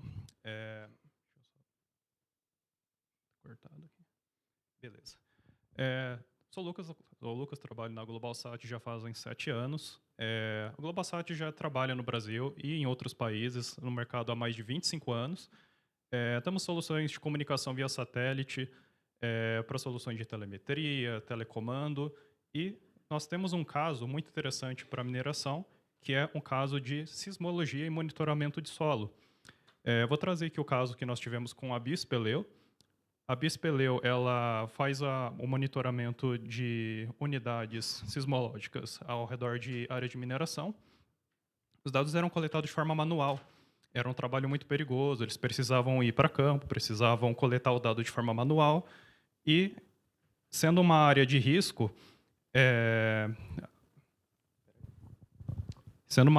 também a gente tinha a questão de coleta de dados de forma... Peraí. Agora avançou. Risco de saúde, segurança profissional, tomada de decisão com dados esporádicos. Então, às vezes, o pessoal precisava ir para campo e não sabia se era uma área que já estava liberada para a coleta do dado de forma segura. Então, era uma área de vegetação, área rochosa, área íngreme. Questão de custos, esses profissionais precisavam ir para campo de forma... a cada 2 semanas, isso gerava um custo muito alto. Indenização em caso de acidentes. Eu, pessoalmente, fui numa dessas áreas. Eu tirei essa foto aqui da área onde os equipamentos eram instalados. Não tem comunicação nenhuma ali. Então, se acontece algum acidente, o pessoal tem dificuldade de conseguir acesso a Tem dificuldade de conseguir... Desculpe. Deixa eu avançar aqui. Opa. Parece que está faltando um slide, desculpe. Tinha dificuldade de conseguir acesso nas unidades de campo e, com isso, eles precisavam de uma forma de acessar os dados de forma remota, com dados confiáveis, através de rede de comunicação via satélite. Nós trabalhamos na Globosat com diversas redes de satélite diferentes, seja Inmarsat, Iridium, e uma solução que eles precisavam, que eles vieram atrás da gente, era como que eu consigo acessar os nossos sismógrafos de campo de forma remota, sem que eu precise de uma equipe indo para campo, tendo que se arriscar nesse tipo de ambiente. O que nós fizemos? Nós desenvolvemos uma solução que permite que o sismógrafo que eles utilizam seja acessado via rede via internet, rede TCP/IP. Porém, o sismógrafo deles utilizava a comunicação via porta USB. Não tinha conectividade, não tinha nenhuma forma dele ser acessado de forma remota via rede. Então, o que nós fizemos? Nós desenvolvemos uma solução que integra o sismógrafo deles via rede satelital ou via rede celular e concentra isso num concentrador de rede onde ele consiga acessar via servidor. Com isso, ele consegue ter acesso aos dados do sismógrafo de forma instantânea. Antes, ele precisava fazer uma visita para campo a cada 2 semanas para coletar o dado, agora ele coleta esse dado em 2 minutos. A solução também mantém compatibilidade com o software original dele, né? É interessante comentar que não mudou o fluxo de trabalho deles no lado do escritório e é possível realizar os dados de toda a frota de sismógrafos deles ao mesmo tempo. Então, eu não preciso mais passar coletando um por um todos os sismógrafos que eles têm instalados, que às vezes podem ser uma quantidade muito grande. Imagina ter que viajar para 200 localidades para coletar todos os sismógrafos. Agora ele coleta todos eles de forma instantânea no nosso software. Esses dados foram coletados a partir do próprio cliente, redução de 91% do tempo de exposição da equipe em campo, redução de despesas, de custos logísticos, eram realizadas 2 visitas por mês, alterando para 1 por semestre ou por demanda, em casos onde, por exemplo, um painel solar pode ter dado algum problema, mas a nossa solução está sempre operando e reportando status de comunicação. Aumento da segurança, a equipe de campo não tem mais o risco de ir a campo desnecessário. E aumento de eficiência, operar o software à distância e gerenciar múltiplos sismógrafos de forma simultânea. Houve a validação nacional e nós fomos premiados pela ABINC, inclusive. Isso aconteceu no ano passado. A ABINC, a Agência Brasileira de Internet das Coisas, monitoramento contínuo e confiável das áreas de mineração, garantindo transmissão de dados e acompanhamento técnico remoto. Evitam riscos ambientais, sociais e econômicos. Soluções como a elaborada para a BISPELEO são fundamentais para a prevenção, tomada de decisão rápida e redução de impactos alinhadas aos princípios de meio ambiente, social e sustentabilidade. Nós levamos o ESG em consideração no desenvolvimento dessas soluções. Eu tenho aqui também o meu colega disponível, o Stefano, para qualquer dúvidas, estaremos disponíveis.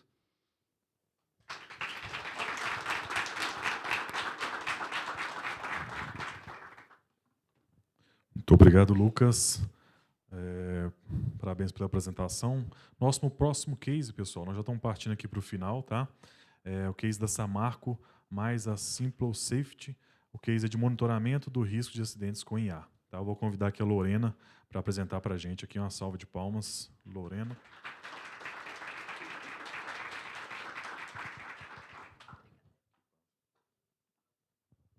Boa tarde, meu nome é Lorena, eu sou da Samarco Mineração. A Samarco é uma empresa de mineração de minério de ferro. Nós temos 2 unidades, né? Uma na unidade de Germano, que é onde faz a extração do minério, e a outra na unidade de Ubu, onde a gente faz tanto a pelotização quanto a exportação via o porto. Eu sou da área de TI, e esse nosso projeto ele foi desenvolvido em parceria com a startup Simple Safety. E aqui eu também trouxe um pouco da nossa equipe. Nós temos 2 colegas aqui da segurança, que é o Luan e o Fabrício Cola, o Giovanni, que é nosso especialista de dados, a Mayatna também, que esteve conosco aí durante todo o projeto. Contar um pouco da trajetória dessa implantação da solução de monitoramento de riscos com IA para vocês. Então, a gente começou lá em 2024, quando a turma da segurança trouxe para a gente um desafio que era muito alto, que era o grande número de dados gerados mensalmente, e que eles precisavam compilar todos esses dados e conseguir tirar insights sobre como que estavam os riscos nas áreas, quais eram as áreas com maiores riscos, quais eram os controles que estavam vulneráveis naquelas áreas. Só que, sim, são muitos dados. Mensalmente, essa marca gera aí cerca de 8.000 informações. Então, desde condição insegura, quadro acidente, as inspeções que o pessoal faz em campo, e ter que cruzar todas essas informações, que estão dispostas em sistemas diferentes, e conseguir tirar insights daquilo em tempo real, era muito difícil. Então, né, a gente acabava fazendo monitoramento, mas acabava sendo monitoramento de retrovisor, onde a gente analisava as informações depois que algum evento acontecia, depois de algum relato que estava mais eminente nas áreas.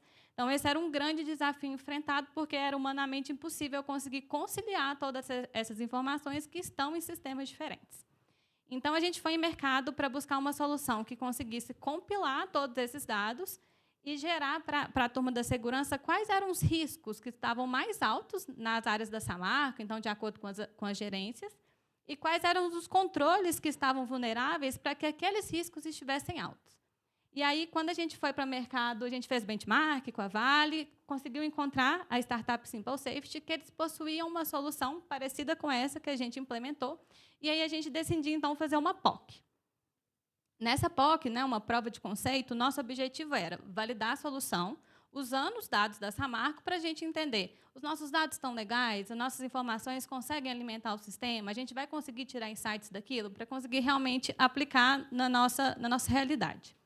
Quando a gente foi aplicar a solução que a startup tinha, a gente identificou que o modelo que eles estavam trabalhando não era legal para a gente, porque, na ocasião, eles conseguiam atrelar a quantidade de, realmente, acidentes efetivos que aconteciam com a probabilidade de acontecer acidente naquele local.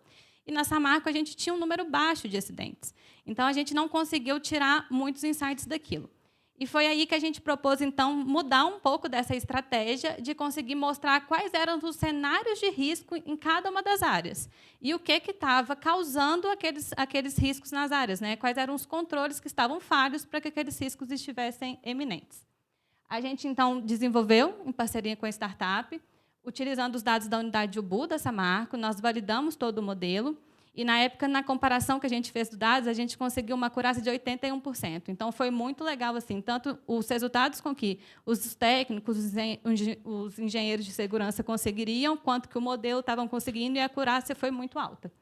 Então, a gente partiu, isso foi em 2024, em 2025, a gente partiu para, efetivamente, uma integração do sistema com o nosso ambiente. Então, a gente primeiro mapeou todas as nossas informações, todos os nossos dados, a gente fez uma integração com o nosso Data Lake. Então, hoje, a gente como é muitos sistemas diferentes, a gente centraliza tudo no nosso Data Lake, anonimiza as informações, que é um passo muito importante, né, para a segurança da informação, e depois disponibiliza para o modelo para que ele faça as correlações das informações. Isso foi durante o ano passado. No final do ano, a gente conseguiu efetivamente implantar a solução, e aí não só com os dados da unidade de UBU, mas com os dados de todas as unidades da Samarco, e demos go live e colocamos a solução para rodar. Mas a gente pegou muito forte numa parte que é a parte da gestão de mudança, porque de nada adianta um sistema que consiga transmitir todas essas informações e as áreas não conseguirem se apropriar dessas informações, porque a gente não queria só um sistema que fosse ali um dedo duro, assim, né, que conseguisse mostrar quais eram os riscos que estavam naquela área. Então, a turma da segurança, eles fizeram um trabalho muito legal, que é de toda segunda-feira, os técnicos de segurança, os engenheiros, analisam as informações do sistema, fazem um documento, disponibilizam para os supervisores operacionais para que eles desdobrem isso dentro das áreas deles. E aí, tanto em DDS, quanto em inspeção de campo, né, quanto em talvez aprimorar treinamento. Então, eles conseguem ter insights para que as áreas que eles atuam efetivamente estejam protegidas. Após esse processo de gestão de mudanças, a gente segue, né, com a implantação, com a gerência, né, da ferramenta. A gente roda semanalmente feedbacks. Esses feedbacks são feitos pela área operacional, né? Então, pelos supervisores operacionais, e a gente retroalimenta o sistema para que ele consiga sempre estar dando melhores informações e sugerindo informações que são adequadas à realidade realmente da Samarco. Aqui um pouco dos dados que a gente integra então no sistema são os dados de inspeções, de acidentes, de incidentes, os dados de condição insegura, de quadro acidente, o inventário de risco da Samarco, né, com todos os controles que são mapeados, e a estrutura hierárquica. A solução em si, ela engloba todas essas informações, a gente faz, né, uma série de modelagem de dados, de engenharia semântica, e utiliza a inteligência artificial para conseguir sugerir recomendações em cima daquilo que o sistema está mostrando. Aqui ficou pequenininha a imagem, mas dá um exemplo para vocês, né? Talvez em uma determinada área a gente esteja com risco de queda de pessoas de altura. E ele fala, quais são os controles que estão falhos? Então, é a utilização de EPC, a utilização de EPI, talvez é uma mudança no processo, as pessoas não conseguiram pegar ainda, talvez é uma questão de treinamento. Isso tudo é identificado com base nas inspeções, nas ações que o pessoal delibera depois de algum evento, de alguma condição insegura, de algum quadro acidente. E aí, a IA ela sugere recomendações em cima daquilo que foi identificado, para que os supervisores já vão para a área tão um pouco mais atentos, talvez é uma coisa que eles não pensaram, e ajude eles a direcionarem no dia a dia. Então, aqui, quais foram os principais resultados, né? A gente fez um compilado das informações de setembro, outubro e novembro do ano passado, e a gente conseguiu identificar um percentual de assertividade de 54%. O que significa? 54% dos eventos ocorridos entre setembro, outubro e novembro, eles poderiam ter sido evitados com base no direcionamento do sistema. Então, ele estava alertando para que aquilo iria acontecer, né, e direcionando aquilo dentro das áreas. Aquele feedback que eu comentei, que os supervisores fazem, eles preenchem toda semana, a gente tira um coeficiente daquilo, então é o coeficiente de acurácia operacional, que ele é uma média desses dois indicadores de baixo, que é a taxa de cenários confirmados e os índices de controle vulneráveis validados.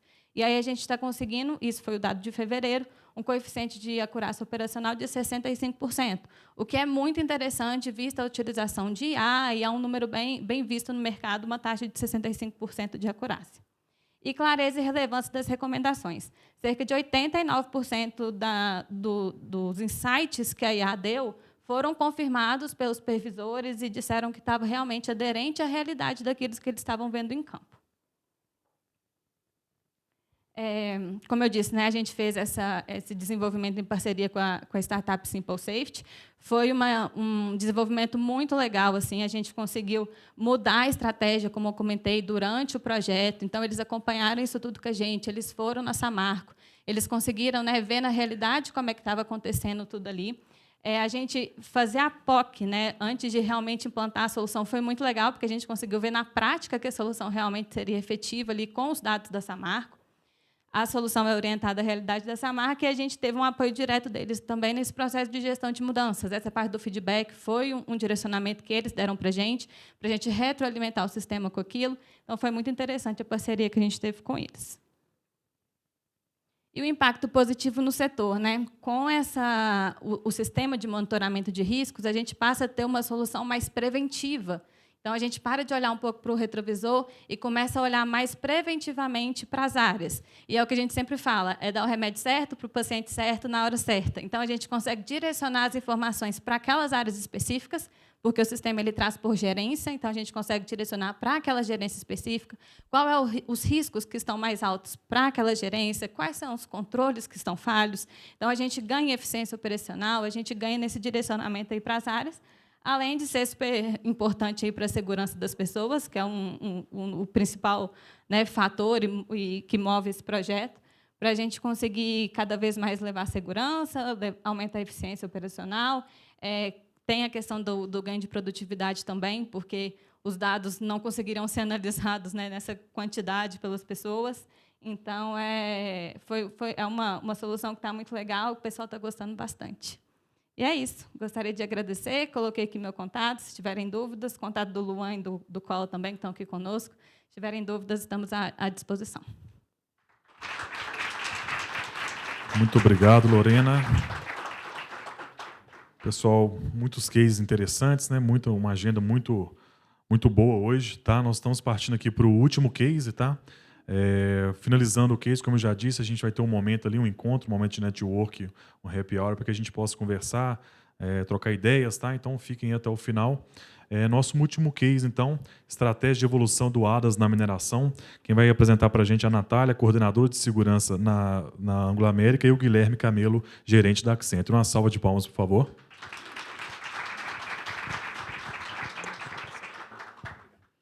Boa tarde. Nosso projeto é sobre o avanço do ADAS, do sistema. Então, hoje... Ai, desculpe, gente, voltou rápido. Então, o time de projeto, nós temos também o Alexandre Soldo, que é o diretor de Segurança e Saúde, o gerente corporativo e a gerente da mina, de Conceição do Mato Dentro, a Marina Negreiros, que é engenheira de risco, o Carlos, também é engenheiro, e o Gustavo. E aí, com a parceria com a Accenture também, do Guilherme Camelo, que está aqui conosco hoje. O ADAS é o nosso sistema de monitoramento, né, de telemetria, fadiga e de direção segura. Então, a gente tem um desafio, que a gente tem uma frota grande hoje de veículos leves, a gente tem cerca de 1.200 veículos leves e mais ou menos 450 EMS, que a gente chama de... são as carregadeiras, caminhão fora de estrada. Isso tanto para próprios quanto a terceiros. E aí a gente tem centrais de monitoramento, câmeras com deep learning, mas a gente tinha uma pergunta, né? Assim, será que a gente tem o melhor sistema? Como será que os nossos players no mercado estão atuando? Será que tem algum benchmark que a gente pode ter e trazer para dentro das nossas operações? E essas perguntas, né, foram crescendo, e de forma para a gente abrir um projeto para entender essas melhores práticas no mercado. A história do ADAS ele começou em 2019, antes da pandemia, onde nós tivemos 11 fatalidades num acidente numa mina nossa no Peru. Então, a partir disso, foi criado 2 testes, um para veículos leves e outro para veículos de superfície, veículos pesados. Então, teve um estudo dessa solução, uma decisão do fornecedor. Depois, nós tivemos essas instalações, primeiro em veículos pesados, depois em veículos leves. Depois, partimos para um BID, onde a gente renovou esse contrato. Tivemos também essa avaliação agora para a implementação. E os nossos desafios principais seria um número muito alto de falsos positivos, então, que requer uma validação manual, também uma taxa de acurácia bem limitada, problemas de conectividade, a gente tem problemas de áreas de sombra em algumas minas, algumas partes da nossa mina, o que pode atrasar essa chegada desses eventos, dados que não são muito assertivos, não são conectados, então a gente tem um pouco desses problemas, dashboards um pouco intuitivos e essa capacidade de análise de tantos dados manuais. A partir de então, a gente fez essa proposta com base de identificar, dentro dos benchmarks e os players no mercado, ações para a gente evoluir a gestão do ADAS dentro da Anglo América. Justamente com essa abordagem, avaliando itens técnicos, requisitos. Então, no primeiro BID, foram avaliados cerca de 400 itens. Então, a gente, de alguma forma, validar esses dados para a gente entender quais pontos e onde a gente vai direcionar nossas energias. A partir daí, a gente teve essa evolução do ADAS, a gente teve esse mapeamento dos requisitos. Então, de 400, a gente entendeu que 74 desses requisitos eram mais adequados para a gente avaliar. Então, a gente fez sessões de benchmark, a gente fez com a Vale, com a Samarco, com a Alcoa, com a Hidro. A gente teve validações técnicas desses cenários, o que era relevante para a gente. Então, fizemos também uma planilha de forma que a gente conseguia automatizar e dar os pesos corretos para a gente. Agrupamos esses requisitos em indicadores chaves para a gente ter uma visibilidade e conseguir acompanhar. E a gente ranqueou 4 fornecedores específicos dentro dessa tecnologia. E o Guilherme vai falar um pouquinho como que foi esse trabalho. Perfeito. Eu acho que, primeiro de tudo, né, é colocar metodologia no processo, né? Como é um processo que não depende só de tecnologia, tem uma governança por trás. Então, esse foi o principal ponto onde a gente abordou esses principais 6 tópicos aqui. Tá? Quando a Natália comentou dos requisitos, né, um ponto que trazia muita preocupação para a gente no BID anterior é que existiam mais de 400 requisitos. Então, o primeiro ponto foi, olha, vamos focar no que é preciso, confiabilidade e fadiga. Então, a gente reduziu esses requisitos pensando nesse momento de confiabilidade. Outro ponto de benchmark. Era muito importante a gente saber o que as principais mineradoras estavam fazendo, né? Em termos de solução, em termos de tecnologia, em termos de modelo de operação, de governança, que era algo para a gente estruturar melhor o nosso trabalho. A validação técnica também interna foi muito importante. Acho que um ponto importante de mencionar também foi o critério técnico que a gente fez aqui nessa avaliação. Porque não só avaliamos tecnologia, mas a gente avaliou disponibilidade daquele requisito para cada fornecedor, aderência funcional, o que aquele fornecedor estava aderente ou não com o que a gente estava propondo, e maturidade da solução. Porque é muito importante a gente pensar num processo de evolução, roadmap evolutivo. Hoje, quando a gente olha, a tecnologia está muito rápida, muito volátil. Eu contrato, às vezes, uma empresa pensando no custo, mas no longo prazo ele não vai trazer para mim um benefício. Então, isso foi um ponto importante também que a gente pensou. Falando um pouco desse overview, né, o que a gente avaliou nesse benchmark que a gente fez com as principais mineradoras e os fornecedores, né? A gente avaliou ali um pouco do mercado, o volume de frota também era super importante, porque a Anglo tem um volume muito grande, quase 1.600 veículos monitorados, eventos monitorados, como que era a arquitetura, a conectividade dessas soluções hoje perante ao ambiente da Anglo, o modelo de gestão, o fluxo operacional, os níveis de confiabilidade e a performance desses sistemas. Então, foi um monitoramento bem robusto. Aqui a gente teve uma visão geral de cada fornecedor. Por questões de confidencialidade, o processo ainda está acontecendo, a gente não quis citar o nome dos fornecedores aqui, tá? E aí a gente trouxe aqui uma principais visão de cada fornecedor, quais eram os principais pontos de destaque que aqueles fornecedores traziam. Aqui está numa visão mais compilada, mas a gente tem uma base super sólida por trás desses fornecedores que a gente avaliou e as principais limitações que naquele momento a gente identificou. Pensando no detalhamento da análise, né, como que foi construída toda essa análise técnica por trás. Quando a gente fala de aderência de requisito, a gente avaliou numericamente cada fornecedor, onde a gente existia peso ali, onde cada fornecedor não atendia, ou atendia de forma parcial, ou atendia de forma integral. Tá? A maturidade do requisito também foi consolidada através de pesos, tá? Onde a gente classificava o nível de maturidade tecnológica baseado nas soluções e o grau de evolução. Tá? O fator de aderência também era algo super importante, porque, às vezes, num determinado momento, ele não tinha de imediato. Mas se era um requisito que eu estava pensando de maneira futura, isso não poderia impactar na nota daquele fornecedor. E, em termos de categoria estratégica e peso, a gente também criou várias subcategorias, pensando no que o ADAS para a Anglo-América representava naquele momento. Evento comportamental, fadiga teve o maior peso aqui, como eu comentei, técnica inadequada de motorista, monitoramento e alarme, solução do fornecedor, integridade e confiabilidade. Os principais resultados que a gente fez dessa análise. Tá?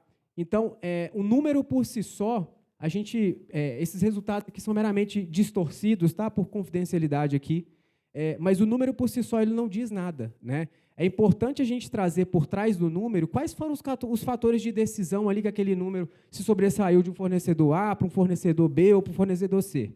Quando a gente olha de eventos comportamentais, o que a gente avaliou foi que a maioria dos fornecedores apresentava um nível de equivalência de aderência iguais. Não tinha muita distorção de solução A para a solução B. Tá?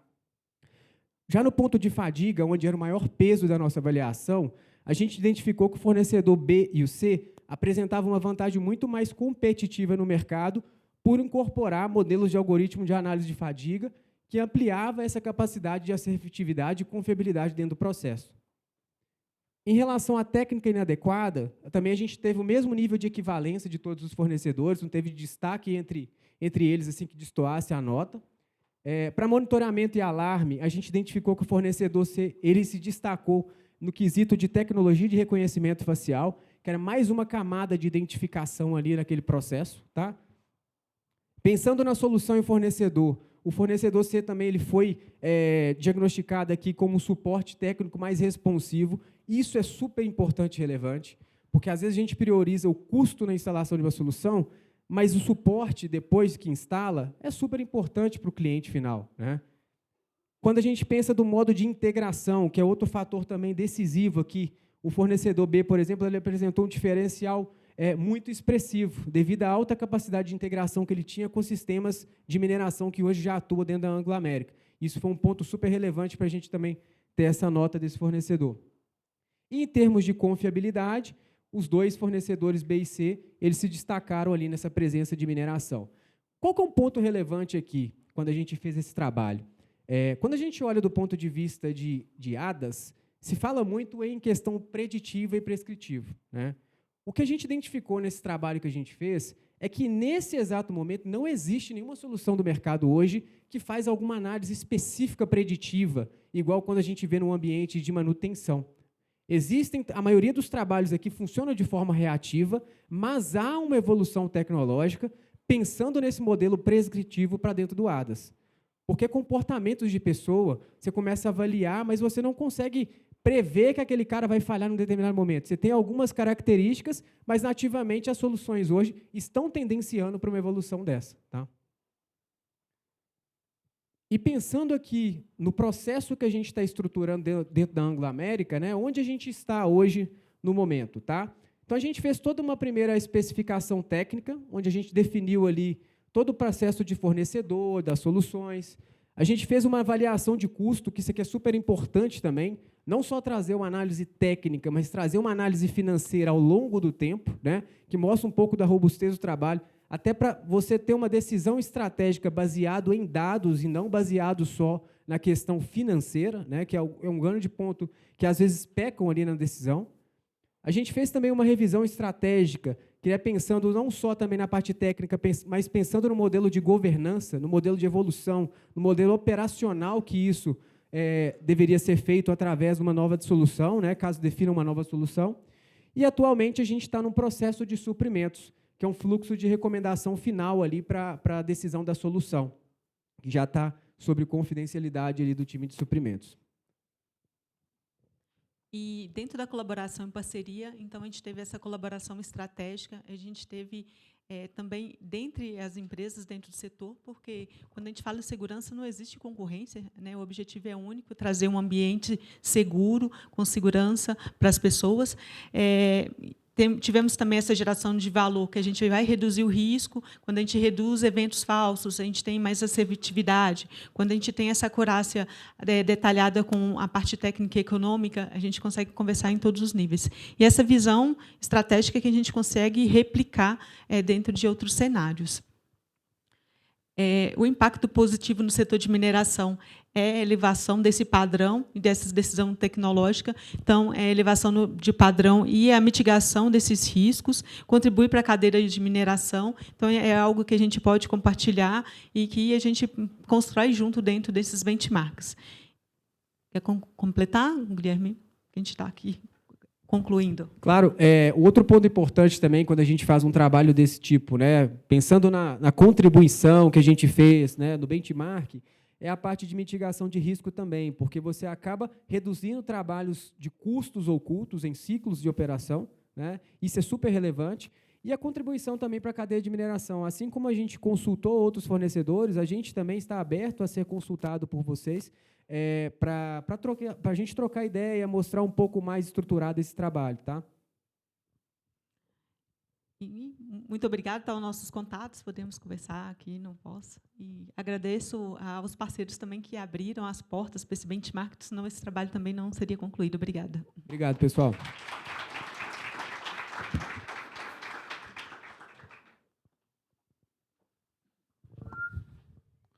Pessoal, muito obrigado pela apresentação, Natália, Guilherme. Pessoal, chegamos ao fim, então, de mais um MShare. Esse é o nosso formulário de conexão. Podem ir lendo, por favor, quem ainda não fez. Tá? Gostaria apenas de fazer também um agradecimento aqui ao IBRAM, especialmente a Patrícia, ao Júlio, né, quem tem contribuído e que nós fizemos um evento em conjunto. Né? Então, esse MShare hoje, dedicado à segurança, também veio dessa parceria que nós fizemos. Convido, Patrícia, para você falar umas palavrinhas também. Obrigada. Bom, gente, como o João falou, eu sou Patrícia Moreira, né? Eu cuido da área temática aqui do IBRAM de Saúde, Segurança Ocupacional e Segurança de Processos. Queria agradecer a oportunidade. Eu e o João, a gente tem aproximado aí as iniciativas da área do IBRAM com o Mining Hub. Tá? E eu queria deixar aqui já um convite, aproveitar a oportunidade, que esse ano a gente tem o prêmio de boas práticas na mineração. Né? Nós vamos abrir aí para submissão de trabalhos no próximo mês. Então, eu queria convidar a todos. Nós temos categorias na área de riscos voltada para saúde e segurança ocupacional, segurança de processos, e também temos uma categoria de disposição de pilhas e estéreis. Então, eu queria convidar a todos para participar conosco. Né, João? A gente vai divulgar junto. É uma parceria também nossa, né, João? Obrigada, viu? Pessoal, nosso último slide é o nosso NPS aqui. Isso também é muito importante para a gente, a avaliação do evento, para que a gente possa entender os pontos de melhoria, os pontos que estão também dando certo. Né? Então, é importante que vocês avaliem aí para a gente entender como seguir evoluindo cada vez mais. Ok? Agradeço a todos, então. Pessoal, perdão, acho que eu passei rápido aqui. Nós temos aqui fora, então, esperando vocês, né, um coffee ali, um happy hour. Fiquem à vontade, tá? Eu só convido antes aqui os painelistas para que a gente possa também tirar uma foto antes de finalizar o evento, ok? Os demais, muito obrigado. Obrigado pelo evento. Boa noite para vocês. Pessoal, pode vir, tá? Quem são os painelistas?